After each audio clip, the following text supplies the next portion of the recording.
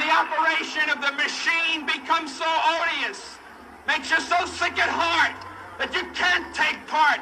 You can't even passively take part. And you've got to put your bodies upon the gears and upon the wheels, upon the levers, upon all the apparatus, and you've got to make it stop. And you've got to indicate to the people who run it, to the people who own it, that unless you're free, the machine will be prevented from working at all.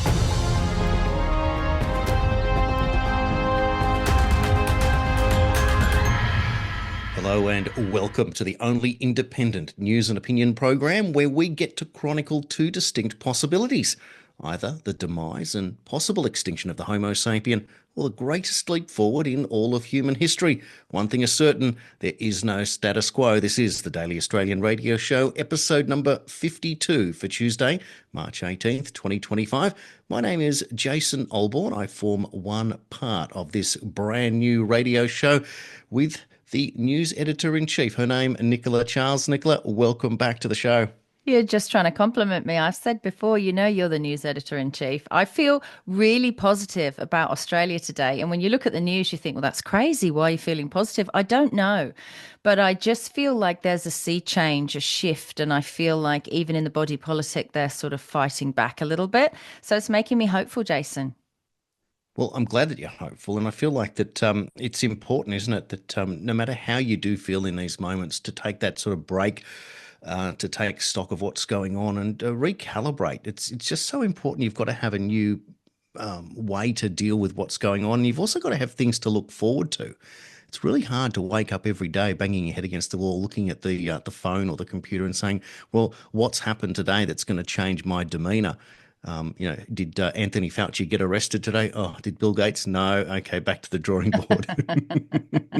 I know. I spoke to my mum Sunday in the UK and I said to her, you know, how are you feeling about all the, you know, scary and negative news that's going on in the UK?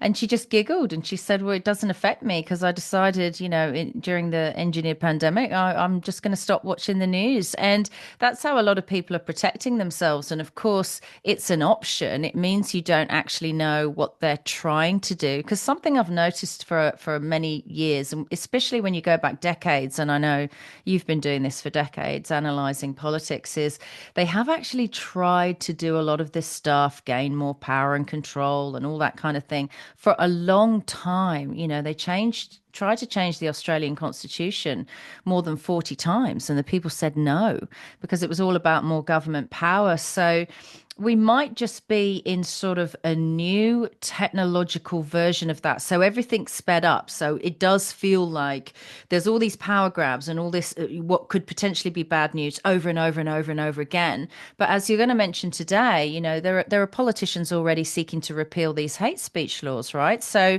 I think we're just in a process constantly where we're pushing up against this and going, no, you can't do that, Jason.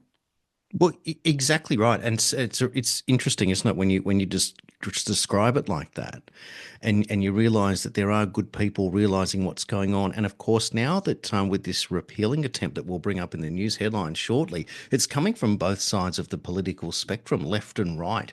So there is genuinely a realisation that hey, this has gone too far, and this is the point that I've been trying to make before when picking sides. Sometimes there's just a little bit more nuance involved here. And you realise that all of a sudden there are more things that unite us than divide us. And I think that's why we probably feel a little bit better than we otherwise would have. It's not an us versus them. So we'll get into that in a moment. But you're right. It is fascinating that particular repealing of a law almost straight after that it has been written, both sides of politics. Yeah, it's that to me also makes me feel a little bit more encouraged than I otherwise would be on any given day. Yeah, and it has to be repealed because it was all based on this caravan thing, which turned out to be a bit of a hoax as well. And I'll be honest, even as as claimed by Anthony Albanese, a confirmed Australian conspiracy theorist like me, I actually fell for that. I actually was really worried for the Jewish community and I felt like, oh my God, you know, a caravan full of explosives. So I think we can't keep doing this thing politically of firstly rush to judgment, but also also moving ahead with measures, all safety measures based on things we haven't yet had confirmed. And I think it's really dangerous. And look, talking of conspiracy theorists, there's another thing. They say it's 6 months between a conspiracy theory and fact. The NIH has just released this really quite extraordinary paper on how we're all being exposed to EMFs. Now, people have been talking about this for a long time. They're worried about the 5G towers and the radiation from phones and Wi-Fi routers. And we were all told you're crazy. There was even that movie by Sacha Stone, 5G, the extinction level event, and there were Senate hearings. And they actually told the senators in America, we've spent $0 on looking into the human health effects of 5G. And the senators were like, $0. So why are we moving ahead with this? And obviously, I can't read the whole paper. I will actually put a clip up of this NIH paper under the show.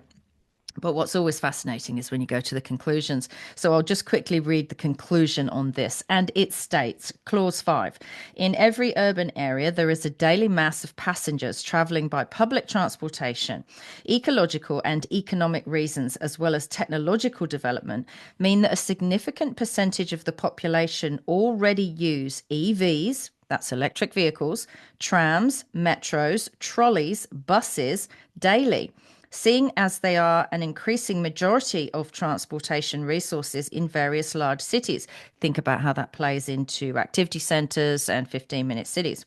During the journeys, passengers and drivers are exposed to a specific complex EMF. That's electromagnetic frequency, that's radiation, with a dominant ELF component emitted by the driving systems and their supply installations, and an RF component emitted by various wireless communication systems, e.g. Wi-Fi routers, located inside vehicles, handsets of mobile communications, that's phones, used by passengers, and mobile communication, BTS, located outside vehicles.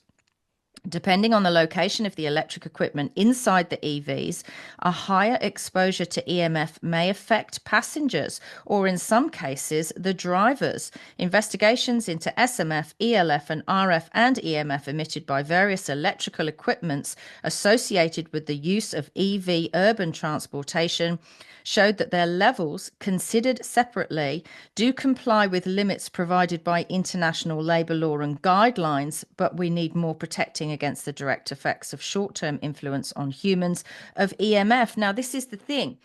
We were told specifically that there were no research, no dollars spent on research into electromagnetic frequency. Now, bear in mind, they're just talking about transportation in that, Jason.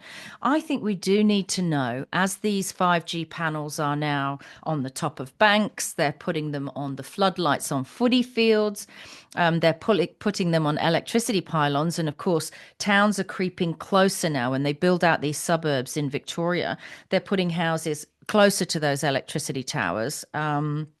And I just think I feel vindicated because I've talked about this for a long time. And we need to know, because people are saying, I feel lethargic, I feel tired, I get a lot more headaches, something's wrong, I don't feel well. And I think it's about time we found out why, Jason. It's exciting, isn't it, to think that at long last we're getting some information that explains that what we thought in our gut, our intuition, is finally coming right. That at last things are lining up. Yeah. I mean, I'm wondering about the listener. Do you, the listener, feel like that that you are finally on the right track for once? That this long battle is finally getting to a point where people are saying, "Hey, we're not crazy at all. On the contrary, we were right about everything." Well, it's instincts, right? People always say, oh, if it was bad for me, I'd be able to see it, because it is human nature to only believe in what you can see and touch. And that's why a lot of people argue against, a God. I can't see it. I can't, he's never appeared to me, that kind of thing. But you need to understand there are loads of things that exist, really important things that you can't see and you can't touch. If you did, you'd probably die. And that's things like electricity and radiation. And we do need to worry about these things. It's not all about what we can see. And so when you get a feeling, which could actually be a biological feeling, right? Your body's going, something's not right. Now, I do get that. I have traveled in EVs recently for my work, and I do feel wrong. I feel discombobulated. I get headaches, and it's hard for me to admit that. And as soon as I exit these vehicles, the headache goes away. So something's going on, and I'm really heartened that they're looking into this, and really shocked that this report is an NIH report, Jason. Yeah, that makes it all the more interesting, doesn't it? At long last, we seem to have turned the corner. There is a lot more information coming from that, where that is, and it shows you that the introduction of Bobby Kennedy has certainly rocked the boat in this space and in other spaces, that at long last people have to think, well, maybe there is another side to the story at last. And I tell you what, we're going to get into the news headlines now. And again, this narrative weave that's going on. And let's get into it, and we'll come out and to discuss it all on the other side. So in Senate estimates, Gerard Rennick, the senator from the People First Party, asked the RBA if they would cooperate with the new US administration when they audit the gold holdings at Fort Knox.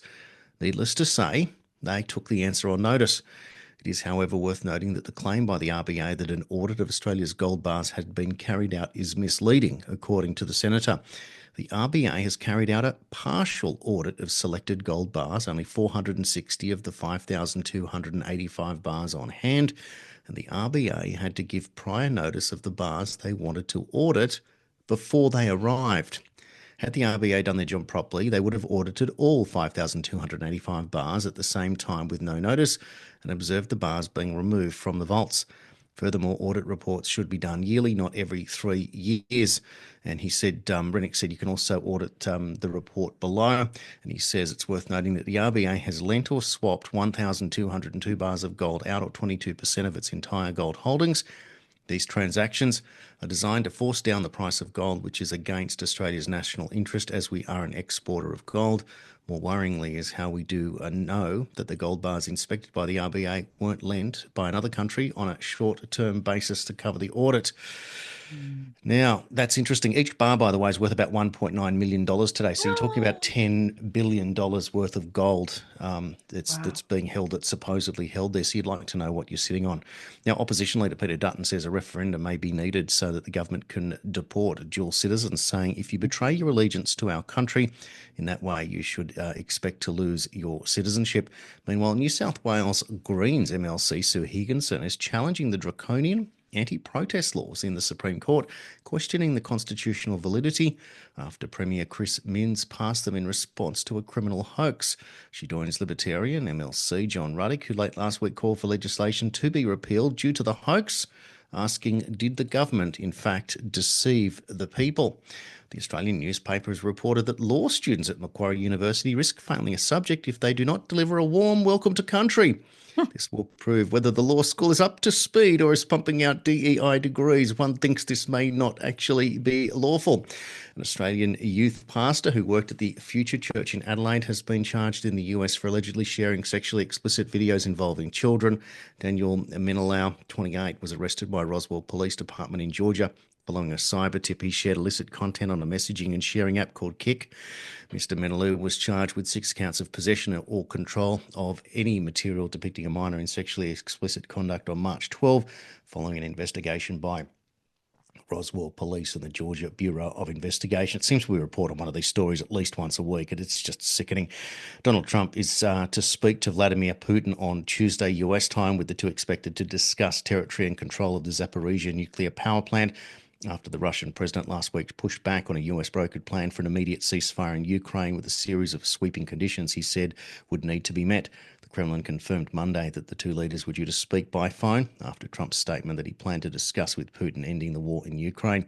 Meanwhile, President Trump dropped another major bombshell while visiting the Kennedy Center on Monday. The president revealed that the JFK files will be released to the public tomorrow, upholding a key campaign promise. There are roughly 80,000 files.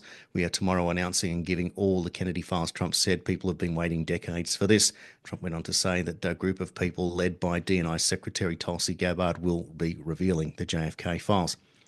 Officials at the National Institute of Health have reportedly told scientists to scrub all references to mRNA vaccine technology from grant applications, sparking fears that the agency could soon scrap research programs into the vaccination under HHS Commissioner Robert F. Kennedy Jr. One vaccine scientist based in New York, funded by the agency, was warned that the references to mRNA vaccines should not appear in any future applications after referring to them in previous ones. There will not be any research funded by NIH on mRNA vaccines, the scientist added. The Voice of America may not live up to its ambitious names for much longer.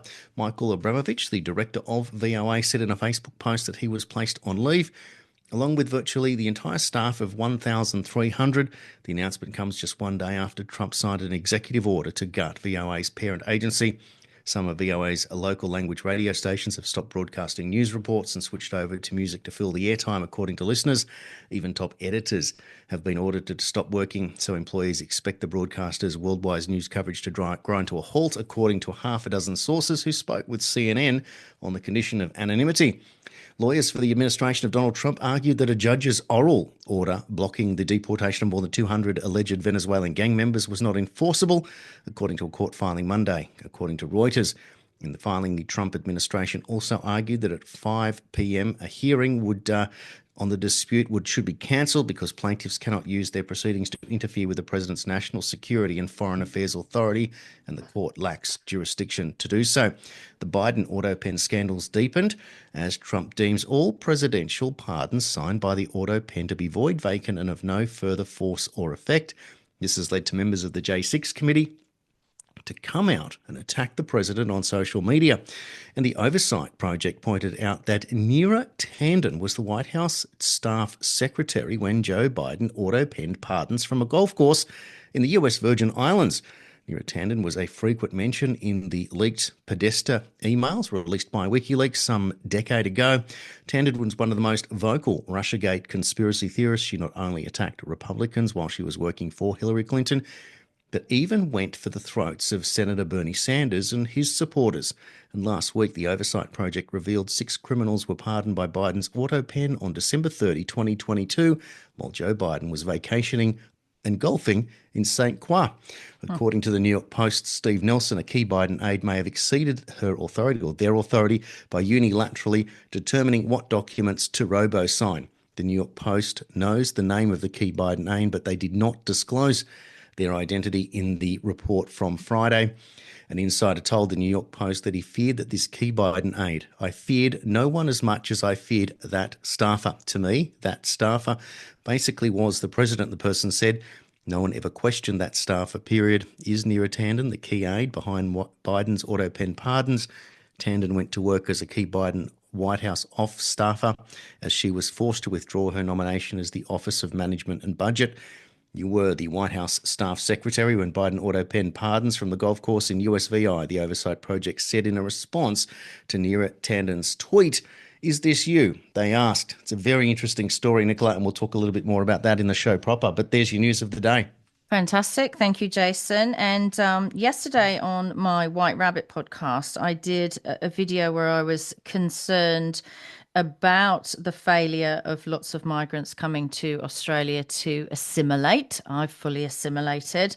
And also 2 days ago, there was a letter released by Anthony Albanese, and it was called the International Day to Combat Islamophobia. What's interesting is the Australian Jewish Association wrote this on Facebook, and I find it quite important, I'll be honest. They said, today is International Day to Combat Islamophobia. No Australians should be persecuted or attacked for their identity or faith. Firstly, let me just say that is a wonderful statement, right? That they're accepting of all faith, right? So that's their first statement.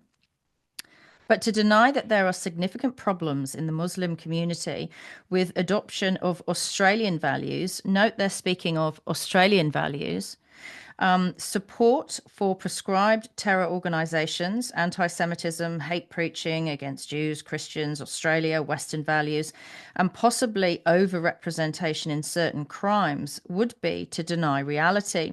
Raising these issues is not Islamophobia, nor is discussing policy implications. Glad they said that, because that's how I feel too. I felt I had to be brave to release my podcast yesterday, I'll be honest. The Australian Jewish community, part of which had invested enormously in interfaith activities, was shocked following October 7th at both the failure of any major Islamic organization to condemn the barbaric Hamas terrorism and the explosion of overt anti-Semitism on the streets, on university campuses, online, and elsewhere. And you can understand, right, that why they would feel that way. It said in a meeting between AJA, the Australian Jewish Association, and counter-terrorism police, after discussing the numerous threats arising from the Muslim community, we asked one question. How many incidents of threatened violence have you had to deal with arising from within the Jewish community in Australia? And the police answered 0. That's where we're at. Extraordinary, isn't it? So, look, the plot always thickens, doesn't it? This is very, very frustrating for all of us, just scratching our head, wondering why do we have so much division in a country where we used to just be able to go along and get along? And you can look at it two ways. I remember growing up and realizing that we become sort of distant from our neighbours, just as a general thing as you become a young adult and you're sort of observing how things are and noticing less and less kids on the street riding their bikes, etc. And I used to put it down to, I'd think about it in a bit of detail. I go, it was when in the 80s growing up that the term stranger danger came out in the school system and You're neighbourhood so watch. right. Yes. Yeah. And so it made sense that you would become aware, and we're only going to report on another story of abuse of power, etc. But from a general perspective, you can't lock everyone up because 1 out of 1,000 something could go wrong. Like it's a fearful way of living. Well, now there is real stranger danger, though. They've imported it, I'm afraid to say. And so now it's blurred, right? But that's kind of the first component of that part of Australianism where we lost our sense of innocence. But then when you have a natural disaster, Australians come out of the woodwork like you wouldn't believe. It's almost like it gives them a trigger to then stand up and be part of community again, instead of just being nice and talking to your neighbours. And you don't have to like your neighbour, but at least you can be neighbourly, if that makes sense. But I always found that was this weird paradox in the Australian modern culture. If there's a disaster, everyone's your best mate, everyone's out there helping. But when you get back into the reality of things, you don't see your neighbours again. They all go missing until the next disaster. And I can't quite put my finger on it, but I think that the stranger danger thing was the beginning of it. And so we stopped trusting our neighbours, and we not so much impose ourselves on our neighbours, but just being polite, a knock on the door, or a Friday night walk around to your neighbour with a beer or a bottle of wine or something like that, and just have a drink on the doorstep and chat about things once every couple of months isn't such a bad thing to do. Yeah, I think one of the problems is that the whole welcome to country thing, which we'll also talk about later on, has what it's done is it's another tool by governments who like to control everyone to separate us. You don't welcome Australians to their own country. They've been welcome all along, right? So it's really strange. And you've got to ask yourself, there are lots of different communities in Australia: Greek, Italian, Jewish, South African, British, American, from all over. We've now got Palestinian, Indian, Asian, we've got all of them. And really what it boils down to is, if you stop focusing on all the rhetoric online and what's going on in other countries, because there may be stuff you don't agree with.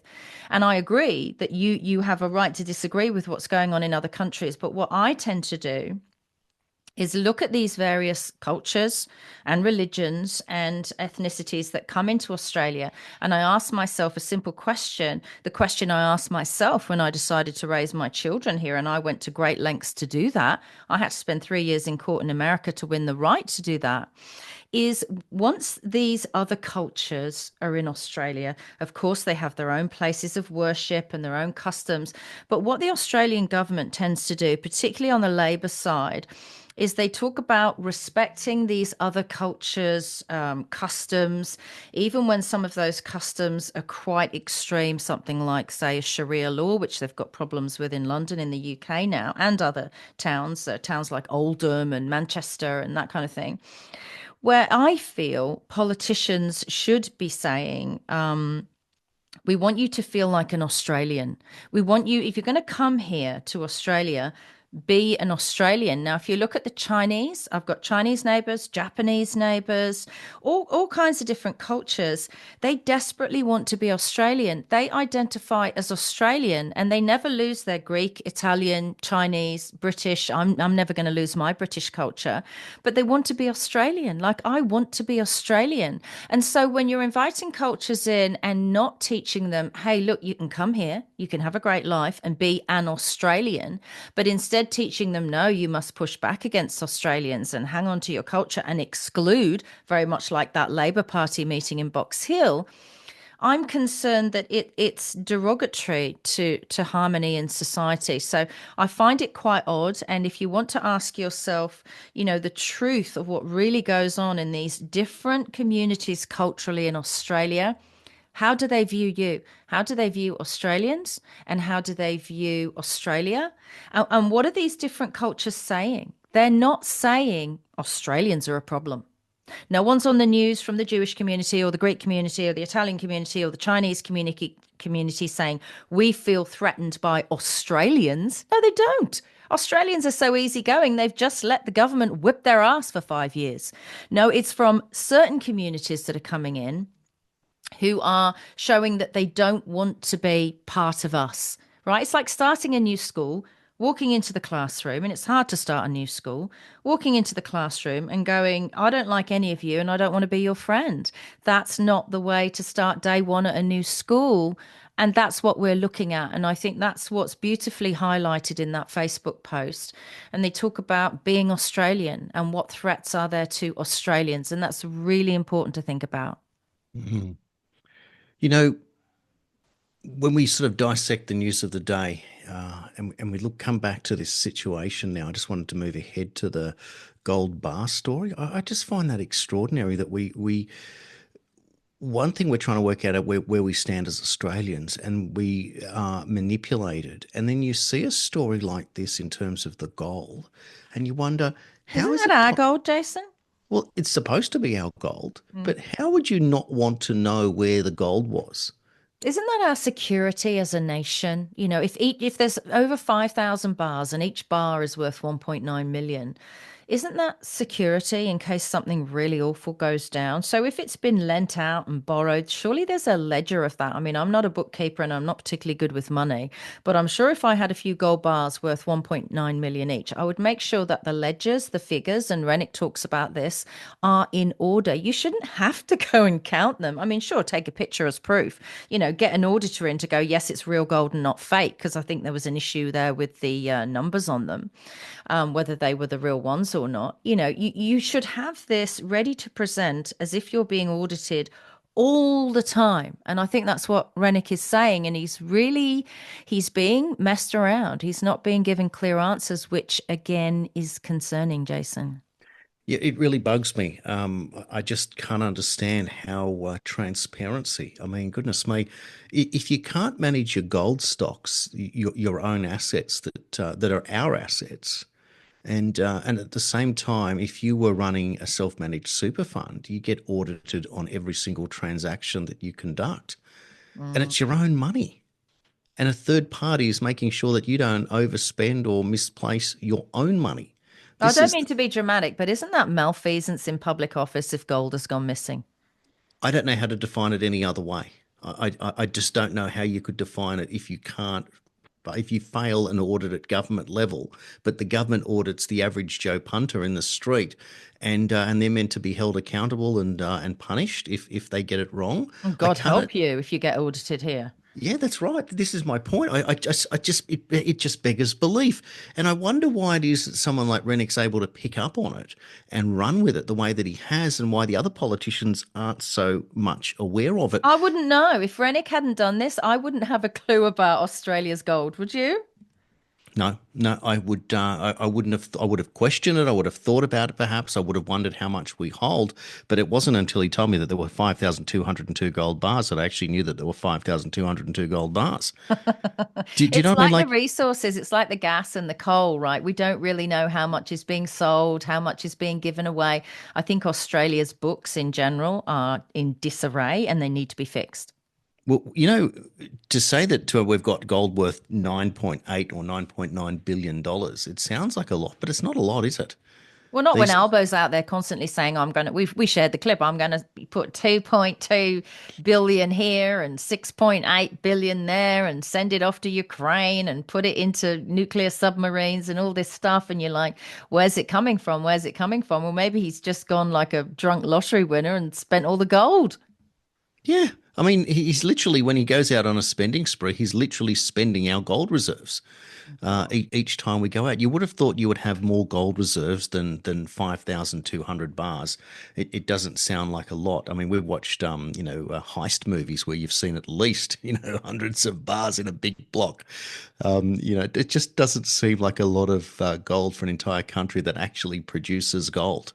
I talked to Rennick once privately about the quality of people who run for candidates, and I recommended people, and I said, doctors and stuff that I know who spoke out and were doing the right thing, and their morality is in the right place. And he said that's all great, but at the end of the day, when it comes to the big decision makers, you need people who have this provenance. You know for sure that they actually know what they're doing, that they can deal with this stuff when they get into this position. And it's not just like a vanity credit and, oh, you've become a senator or an MP, but you don't really know what you're talking about, because then you run into situations where, well, it appears this way anyway with someone like Katie Gallagher, where they're just given all their talking points. They're told what to say. She has to put her glasses on and read it out because someone gave it to her. And you just wonder, well, we voted you people in. Do you actually know what you're doing? Are you actually our senator?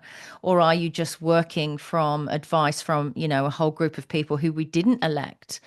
And it's just interesting. I just think the whole system is a bit broken. And this whole thing with Doge in America sort of proves it, right? Because they've gone in short order and they found out, we are hemorrhaging funds to places that are likely supporting terrorism, funding terrorism. No one's asking questions. In fact, they were told not to ask questions. And I think he's trying to get the house in order, but there isn't really anyone other than Rennick trying to get our financial house in order. He's trying to balance the books, really. Rennick's being a bit like an auditor himself, right? Well, it's a de facto Doge, for want of another term. And I mean, he did explain in an interview with us that there are particular auditors that are meant to do this work, and we don't have that, or we're certainly not seeing that in real time. And if you are selectively auditing your gold to just 8%, and you're telling them which ones you want to see in advance, that reeks of a cover up. And I just find that offensive to think that you would literally abuse your power in such a way to be so openly obvious that you're covering something up. Pull out all the gold, match the serial numbers, determine what's going on, and then let's get to the bottom of it. But to partially pretend is literally kicking the fraud down the road to maybe a year or 3 years or at some other stage. And then, of course, everyone goes, well, we did our best at the time. No, you didn't. You deliberately did your worst at the time, Yeah. and you're going to get caught out for it. Yeah. That's There's what two I of see. these stories that you mentioned in the headlines that I think are sort of linked quite strongly. So there's the auto pen story, that things were going on with Biden, and it was using an auto pen and other people were doing that. And this story that the NIH are going to scrub any references to mRNA from grants. And I feel that those two stories are linked, Jason, because what was going on there in the Biden administration? I mean, we're probably never going to get to the root of who was running the country at that time. But again, this is, as you say, with Robert Kennedy Jr., this isn't really a massive story in the establishment media, probably for a good reason, but it's out there.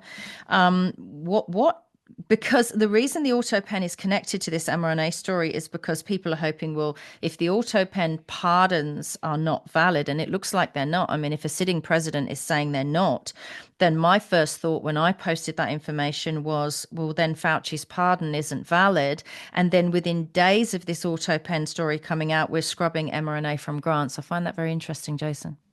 Well, I think we're going to look a little bit further into the auto pen story here, because the details that are coming out now that this particular Neera Tanden has been sort of suggested in this article, and she's come out on the front foot and put some tweets out there and effectively obfuscating from the reality, saying, well, if you're going to say this about the Biden pardons, then all it's going to do when Trump's out of office is say, well, we're going to get rid of the Trump pardons. Well, No, because he's going to sign them. correct, correct. So there is a difference, but that to me reeks of desperation. If you're trying to deflect from the reality of this, that if there was an auto pen, it can't be. To think of a pardon, like to be the only person in the country to break the rules of the country. That is your one elected, being head of state, that you can do above anyone else. But then to use an auto pen, what it was, you can come up with that decision, but you can't squiggle your hand to write your name on that said piece of paper, suggests that there was something else going on there. So this is where this New York Post story becomes quite interesting. And it's also then been written up by the Gateway pundit, who's then provided links to this CNN article back in 2016, where it says that an email from a WikiLeaks hack revealed that Neera Tanden, who this is back in 2016, who currently helps run the Clinton campaign transition team, suggested Hillary Clinton's top aides never disclosed her use of a private email server because they wanted to get away with it. So Tanden, the president of the liberal think tank Center for American Progress, emailed the Clinton campaign chairman, John Podesta, in March of 2015 after news broke that Clinton used a private email server during her tenure as Secretary of State. Why didn't they get this stuff out like 18 months ago? ? So crazy, Tanden wrote to Podesta in this March 2015 email that was found in these WikiLeaks files. Now, Tanden then referenced Cheryl Mills, one of Clinton's top aides at the time, writing in another email, "This is a Cheryl special. No, you love her, but this stuff is like her Achilles heel or kryptonite. She just can't say no to this SH something something. Why didn't they get this stuff out like 18 months ago? Crazy." Podesta responded by writing, "Unbelievable." And then Tanden replied, "I guess I know the answer. They wanted to get away with it." And then further on in the article, it says CNN cannot independently confirm the email's authenticity, but the Clinton campaign has not challenged any emails in other WikiLeaks releases. Many of the emails released by WikiLeaks had focused on the fallout from the Clinton private email server. The campaign team and top aides were involved in lengthy email threads gaming out the response from statements to the media, to responses to congressional inquiries, to even tweets on the topic. But the article fails to mention Pizzagate, which was also part of these WikiLeaks emails they were called the Podesta files. And this shows us where CNN stands on the issue. So isn't it interesting how they will accept some of the information for a story, but they won't accept others. They'll pretend that it wasn't there. And if that doesn't define the term controlled opposition, I don't know what does. I think I mentioned pizza. I don't remember it, but someone said to me on X, "Oh, you mentioned pizza in your show. You're one of them." And I haven't really delved into Pizzagate, but I can tell you this, there's enough information around, and we absolutely know that Hillary Clinton is a very dark, malevolent, selfish and corrupt character, that I think this is something that needs to be exposed, because I have this terrible fear with the Clintons, who became phenomenally wealthy, and it all seems to have come from public funds. I have this fear that, we're not going to find this out until after she's passed. And we can't live in this world where people are never held to account, because we are.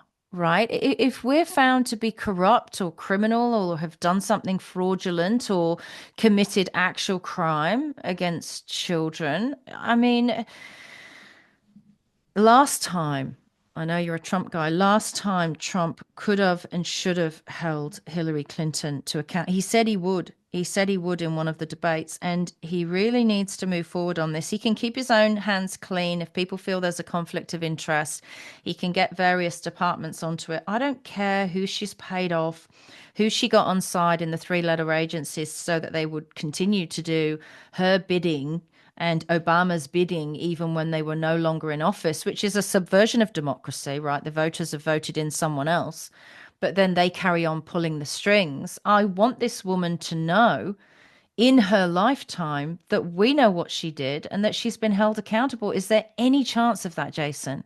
Yeah, of course there is. It's a big chance. And if you only had to look back at the last term when we had the first Attorney General, Jeff Sessions, and then briefly then he was dispensed of, although there were meant to be hundreds of thousands of sealed indictments that were kept going up every week, but no one saw them get opened.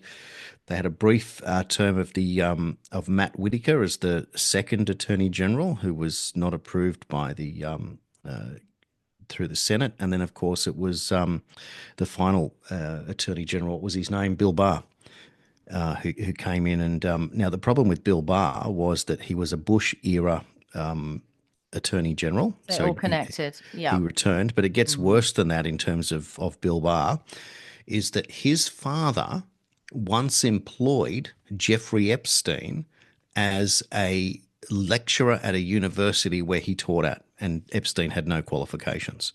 So Right. what that says to me is that Bill Barr's father was CIA, because you don't employ Epstein without qualifications unless Epstein is CIA Mm. in that particular situation. And therefore, if it's familial, family, Bill Barr has to somehow be connected there. So I remember Trump saying something in an interview once. He's saying we had to get someone that we could confirm. And he did that often because he had John Bolton and all of these deep staters. And I wonder if they were brought in as part of the big plan that you keep your friends close, your enemies closer, and you bring them in so that they would expose themselves. Now, people can say, oh, yeah, whatever. But the reality was he was never going to get other people confirmed when he didn't have control of the House, the Senate, and of course the popular vote that he had second time around. So that's how he's able to get a much better cabinet in this time. Plus, of course, he's able to work out who's loyal and who's lying to him, because you have people Mm. like Mike Pompeo that did the worst. They ordered the hit on Julian Assange. He sided with Hillary Clinton despite being on Assange, despite being on the opposite sides of the political spectrum. So therefore, it shows who's really interested, or who's really got vested interests here. Mm. And Assange, of course, is the one that was responsible for releasing, the WikiLeaks, obviously, but the Podesta files is one which exposed Pizzagate. Now, Oh, I wouldn't be surprised if it was Clinton that had Assange put away. well, I mean, this was part of how this whole system worked, because he literally had to go into hiding for that period of time, and then of course Hillary Clinton said, "Why can't we just go and bomb the embassy?" That's how crazy she was, and then of course they had to get him out in the dark of night. But look, Liz Crokin broke the story on Pizzagate. I interviewed Liz Crokin last year on TNT with Mary Flynn O'Neill, the sister of Michael Flynn. It's a great interview. I should upload that again. But Ian Carroll, independent journalist who's got millions of followers, he recently was on Joe Rogan only a week or two ago, rediscussing all of the Pizzagate information all over again. So this story has not gone anywhere. This is Well, way it out there. won't. It's a disgrace. It's not going to go anywhere. Look, I'm a big believer in chipping away at things, right? We've got to become a thorn in these people's side. I believe in chipping away at debt. I believe in chipping away at getting your health back, because they've taken our health away from all of us. And I believe in chipping away at their mechanisms of control. So, order of the day number one, Jason, we need to outlaw these auto pens. I would say a commander in chief needs to sit and be watched to read what he is signing, and sign it with a pen. Surely that's a good start.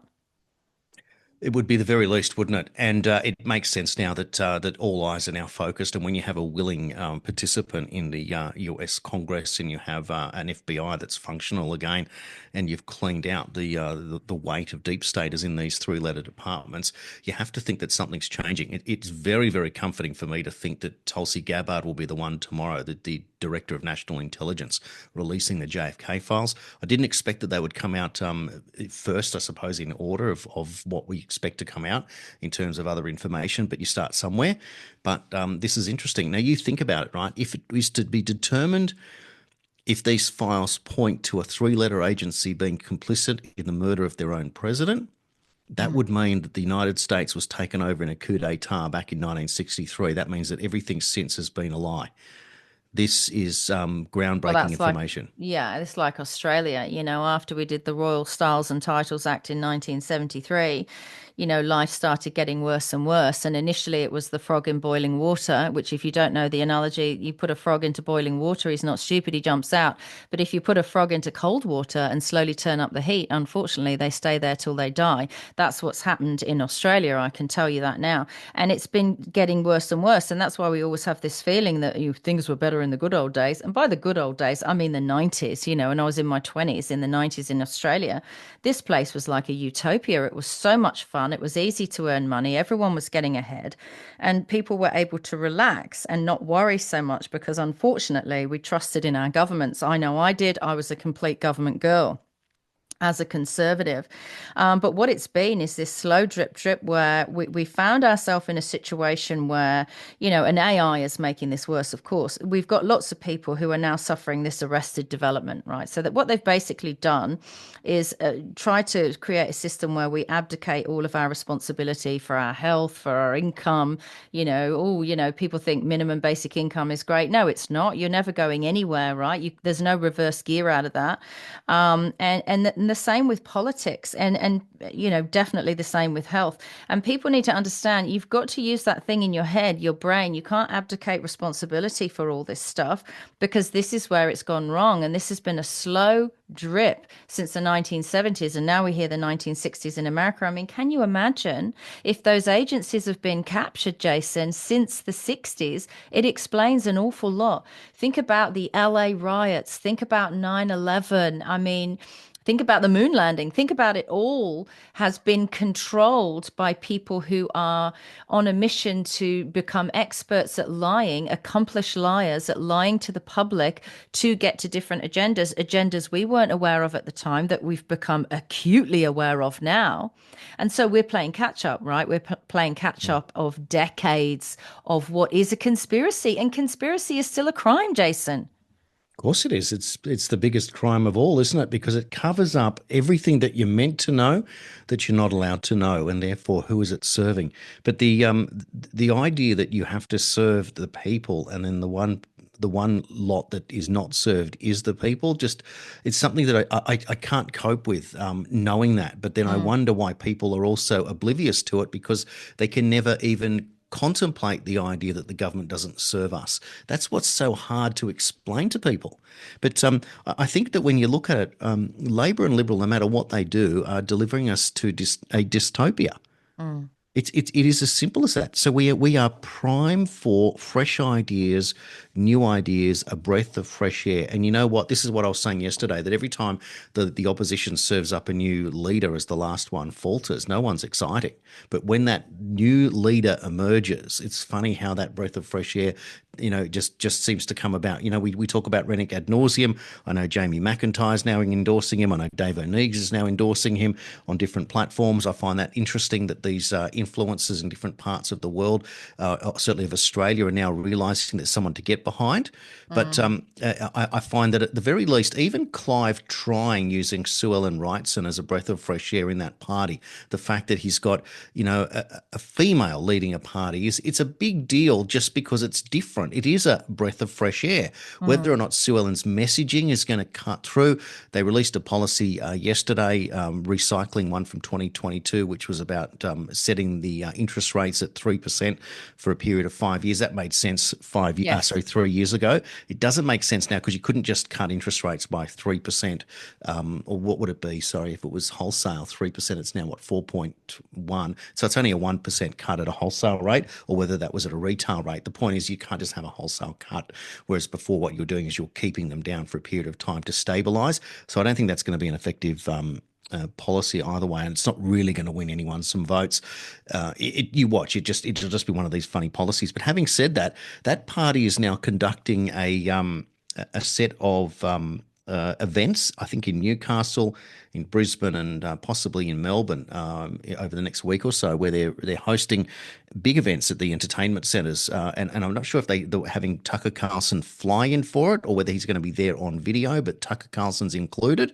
I thought that was interesting. That's being hosted by obviously Sue Ellen, and Senator Ralph Babet will be along there as well. So that's not necessarily a plug. It's just reporting on what they're actually up to. But at least the minor parties are out there having a go in this space. I feel like it's all positive, but until you find someone that you can believe in, you're not going to get much traction in that space. But what we are noticing that it certainly feels different than it did 3 years ago. And it seems that the joint ticket is moving people in a direction that they can feel positive. So this is just to get another glimmer of hope. And it's only the 18th of March. The election hasn't been called. It's still, a good 8 weeks away. So, a lot can happen in that time.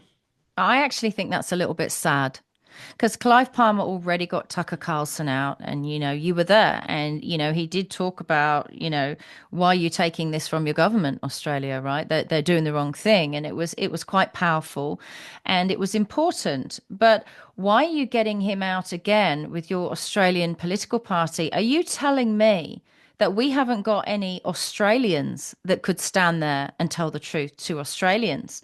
Okay, because you're almost indemnifying anything Tucker says because he's American. Like at the end of the day, what sway does it have in Australia? I mean, why wouldn't Clive use his money to get Julian Assange talking? We'd love to get Julian Assange on this show if he ever listens, but I just find it a bit sad. It's called the Trumpet of Patriots. So obviously that was for a reason because it's got Trump in there. But you're tying yourselves. I know we talk about America a lot, but don't tie yourselves to America, American pundits, American ideas, American opinions that much. Something we're lacking in Australia is Australian perspectives, Australian opinions, right? We're not allowed to have them. We get shadow banned and cancelled. This is important that we hear from the people who live here, who experience what it's like to be Australian right now. And hopefully someone older, someone wiser, someone like, not, I'm not saying myself, but someone who, like me, was here, for the last 30 years and have seen things get progressively worse. Tucker Carlson hasn't been here. Like, I love Tucker Carlson. That's great. But you're basically putting on a personal appearance show, right? This is the stuff that Max Markson does. He brings out Bill Clinton and Obama and Arnold Schwarzenegger, and that's all that is. I just don't see how that's particularly relevant to Australian politics. It's very exciting and it shows that you've got lots of money because if you pay Tucker enough, he'll come. But it's not if you're going to do a build it and they will come scenario, build it for Australia with Australian voices. What's going on? I mean, enough people like Clive Palmer that people would turn up, maybe even ex-prime ministers, ex-senators. We've got ex-senators speaking out about this stuff. There's ex-Queensland Senator for One Nation, Len Harris. I've done speaking tours with him, and he talks about this attack on our land rights and our parchment paper title deeds on our properties. I just feel like, I want to support what Clive is doing, but I've said it before. I feel like he's putting his wealth and his power in the wrong place. Stop bringing out Tucker Carlson. We know where to find him, and I love him along with anyone else.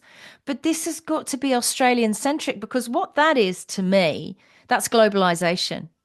Clive says he's against all that and he's for Australia, but isn't that globalization if you're just bringing Americans out to give their opinion, Jason? Where are we? We're here, we're living it. We're trying to talk about what's going on right now, and those are the people that Clive needs to get.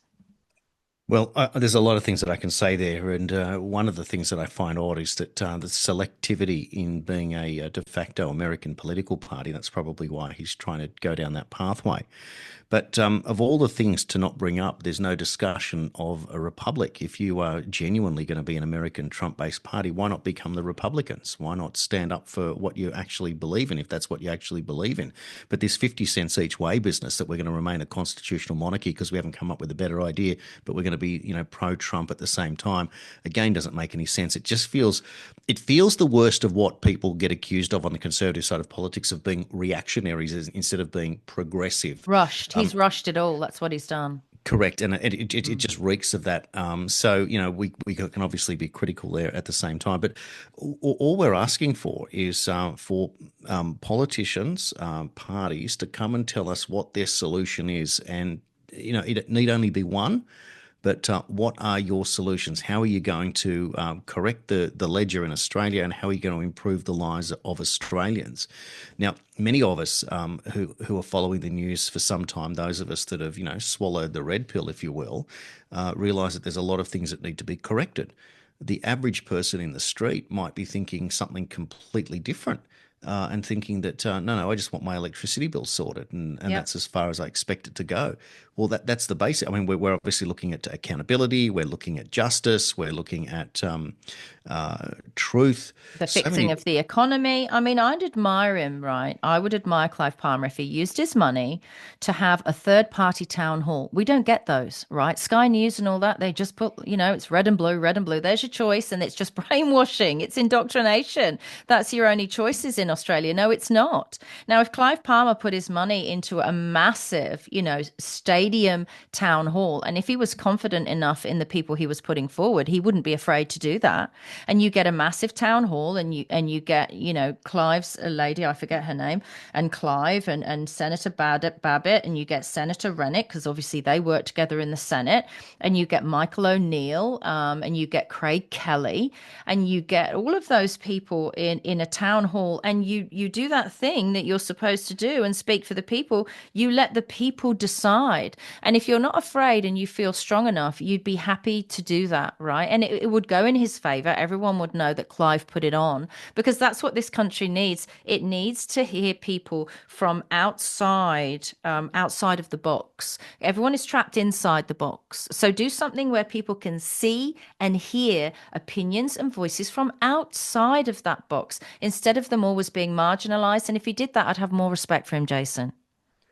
Yeah, I don't disagree whatsoever. When Clive first, when the first event that he did was he brought out Peter McCullough, and that was a really important event that Oh, he an did. American, you do surprise me. Yeah, I know, but the point was that Peter McCullough was leading the way in terms of COVID research, etc. And Clive was very, very active in that space, of course, because he bought the $27 million worth of hydroxychloroquine powder. So that was a big deal. But then I made the point back then to Senator Babette that I thought that Clive's best work could well be in the fact that he could become a very good promoter in this space, and he could bring out interesting people, because that is the point. That Why if you doesn't he start a media company? He could purchase our show, and we could be a free speaking show on his media company. I think he'd have more impact that way. I feel like I'm having more impact and you're having more impact from the outside looking in. He's got the money. He could flick his fingers and create Australia's new Fox News, and we'd all be all over it, right? But instead, he's starting to feel like a Pauline Hanson type character, where it's me, me, me, me, me, my party. Of course, I speak for the people, but not really, because it's all about me. That it's not the same thing. I agree with that's exactly what I've been saying for some time now. I think that's where Clive's strength would be. The promotion would lead to a media company, would be a multifaceted approach, and you need to have media that people can understand and listen to, and to tune in, to centralise it a little bit and make it more simple. I think that's exactly where he needs to go. But no one's going to tell Clive where he's going to spend his money. He's going to have to work that out for himself. So I don't know Isn't their where. job, Jason, isn't their job to assist the public to come to their own decision, instead of all these parties? That's why this Australia First Alliance is happening, because these people are actually thinking sensibly and rationally. Your job is to assist Australians in making the right decision. So help them do that. They've been abused. They've been robbed from. Australians have been and continue to be robbed blind, with taxation and fines and inflation, mortgage rates. Help them make better decisions. Then you can walk away and feel so good about what you've done, because Clive doesn't need the money. So if he doesn't need the money and he's not in it for the money, what's he doing it for?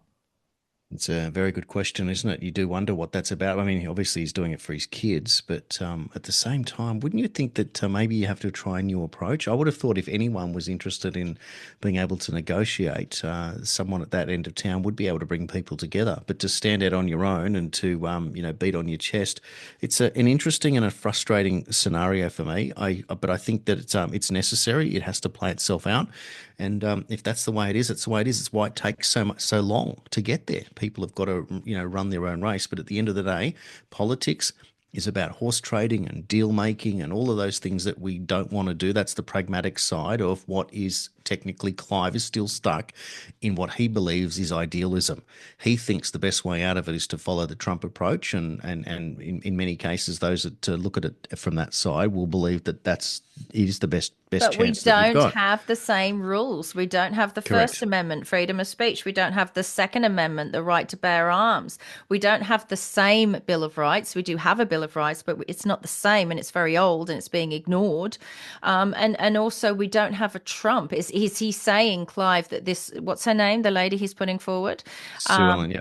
Sue Ellen, she's not exactly a Trump character, right? I'm all for women. I'm all for women in politics, or I was for women in politics until I saw what Jacinda Ardern did. And then because I supported her, I believed in her. I never spoke about her, but I just believed in her, morally and ethically. And when I saw her fall, when I saw how corrupted she was and how she was, even as a mother, quite prepared to hurt people very badly, I thought to myself, God, we all hailed you as women for breaking through the glass ceiling, and that's what you do with your power.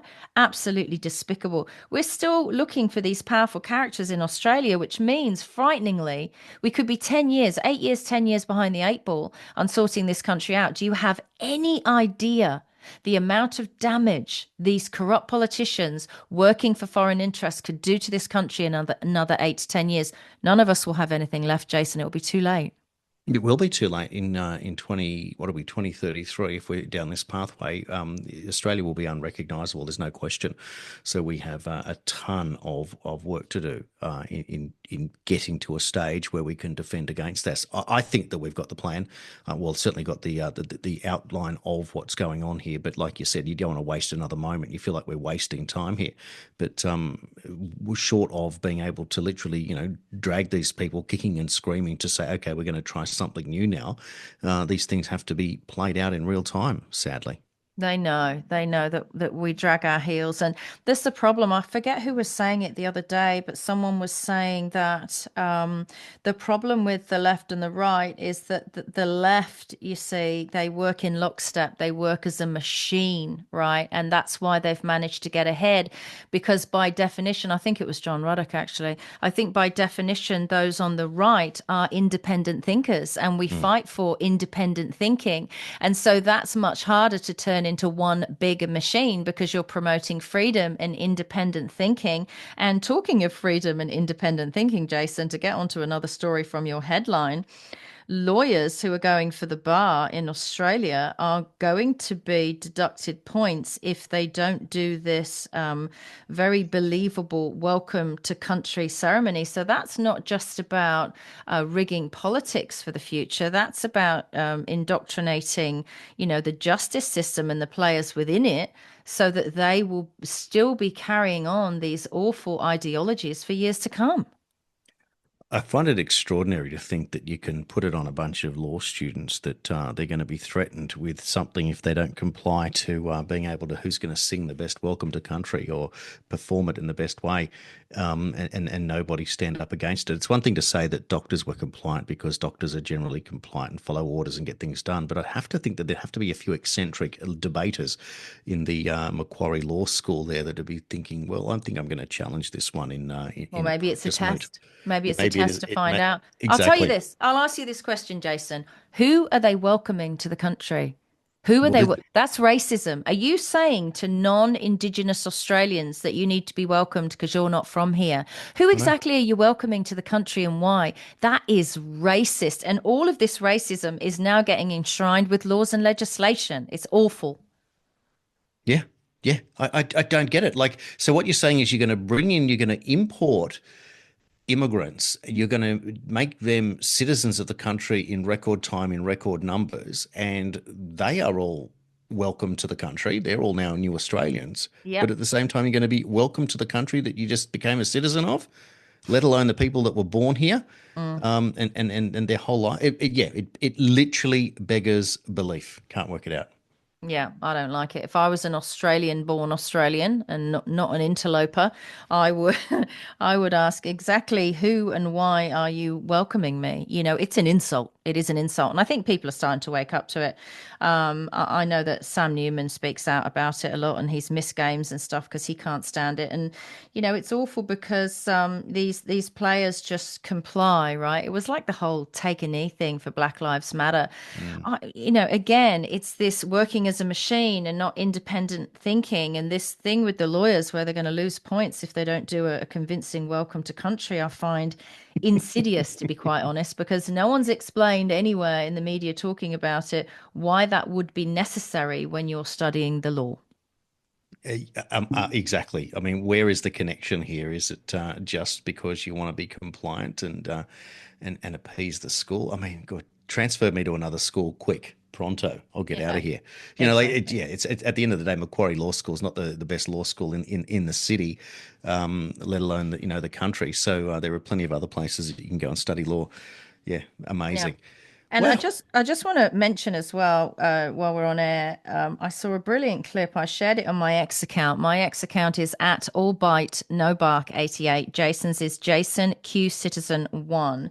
And it's an interesting clip by a doctor, and he was talking about when they take your blood pressure. So he was saying that 20 years ago, a normal blood pressure was 170 over something. And then a few years after that, they dropped it back and said, oh, you're in trouble. You've got high blood pressure if it's anything over 140 over something. So that was a huge leap from 170 down to 140. And now doctors are being told that the normal blood pressure is 120 over something, right? So, and this doctor was saying, and that changed in 2017. And he was saying that's crazy. That basically means people who, 15 years ago were told 170 over something is fine and it's normal. Now, if they're not 120, they're being put on high blood pressure medication. Of course, it feels nefarious. It's just another way to get medication into people. But we don't seem to have any bodies or departments. I guess the TGA are just hopeless, right? That keep an eye on this stuff, because it's like I said before, I've had friends who've got their elderly parents that have gone into sort of hospitals in Melbourne. And they've gone in because they've like fractured their wrist or something. And next time they go and visit them, they're on statins to lower their cholesterol. And the families ask, well, why have they been put on statins? What was their cholesterol reading? And they say, oh, we haven't done it yet. And they're like, well, why have you put him on statins? There's research now that it's associated with dementia. Please get him off. Right. So I know you say doctors go along to get along, right? And they just do as they're told. I do think they also need to start thinking again, because they're leaning left and they're becoming part of a machine that works in unison and doesn't ask questions. And I think it's pretty obvious that it's not working out for us, the little people. And of course, it's personal responsibility. You have to take it on board and do your own research and go into the doctor and go, yeah, I don't think I agree with that. And I don't think people understand, Jason, that they can do that and they can also get a second opinion. I know, isn't that interesting that that COVID took away your second opinion? Yeah. That was probably the biggest thing that it did. That because there was legislated medicine, that was the point of it, wasn't it? And One so, size fits all, but that never works. no, it can't possibly work, and that is the problem. That's where we were all along. So whether or not people will go back to that and then and realize that it is time to get a second opinion, I don't know. I hope so. That would be a big deal. Um, but My advice is this: do what I do, right? So I go to the vintage stores, the junk shops, the Salvos and the Vinnies. I bloody love it in those places. I'm so sad. I've now become the old lady looking through everyone else's old crap. But I've found some good things in there. I found a brilliant hand whisk the other day, much better than a machine. And if your power's out, you can still whip up your cream for your recipes. But what you can find in there is the old medical encyclopedias, and to see the contradictions in these old medical encyclopedias compared to the absolute dross that we're fed now about what a healthy human being looks like is extraordinary. They've even changed the food pyramid. They've been doing this for years. There's been legal cases by like the Grain Coalition versus the Corn Coalition versus the Fruit Coalition versus the Vegetable Coalition. They've all been warring in legal cases for years because they're like, hang on, why have we dropped off the triangle? They get really, really offended. But you can go into these charity stores and buy for like $3. The biggest, thickest medical encyclopedia from the 60s, the 70s, the 80s, the 90s. And they're very useful to have as benchmarks. And I would advise everyone grab those. Great idea. And what are you paying for something like that? $2 or $3. How good's that? Yeah. And yeah, very interesting, isn't it? To, if nothing else, to just chronicle how we thought in the past. I think that's a very powerful idea. So there is still a bargain to be had in retail land. You just don't get it in new products. You get it in the secondhand products at the charity store. Go find them. Yeah, absolutely. I think we're getting towards the end of the show, aren't we, Jason? Well, as usual, we've chatted away and we've lost track of time. Well, that's par for the course here on the Daily Australian Radio Show. Look, thanks everyone for continuing to support, to repost, to add comments, and I'm noticing that there are more and more people coming across onto Substack. It's a terrific platform there. That for mine, it's the broadsheet of social media. It allows us to publish long form information, the radio show in full detail. We're putting the videos up there of the various different interviews, and so they can be shared across different social medias. Putting them on Rumble, I'm loading them up on my YouTube page now as well, and set up a Telegram page the other day just to see how that goes. And we'll just keep disseminating the information out there in as many possible places. And when the website is up, we will have consolidated and there'll be a link tree so you can be able to find your favorite platform to follow what's going on. So that is all part of the big process that we're doing to make the Daily Australian a lot more accessible, and really appreciating the great feedback that's coming. And of course, you can black pill as hard as you want. We'll deal with that as well. I think it's important for people to realize, okay, you are allowed to be a dissenter. You are allowed to disagree with things the government says they're going to do or is doing or is proposing. And I think it's really important that you do, because the reason they get away with all this stuff is because there isn't enough pushback. And I'm starting to feel like Australians are more prepared. They're becoming disgruntled, probably because they're broke. As soon as we all get broke, we get a bit, hang on, I'm not happy with what's going on. And I completely relate to that.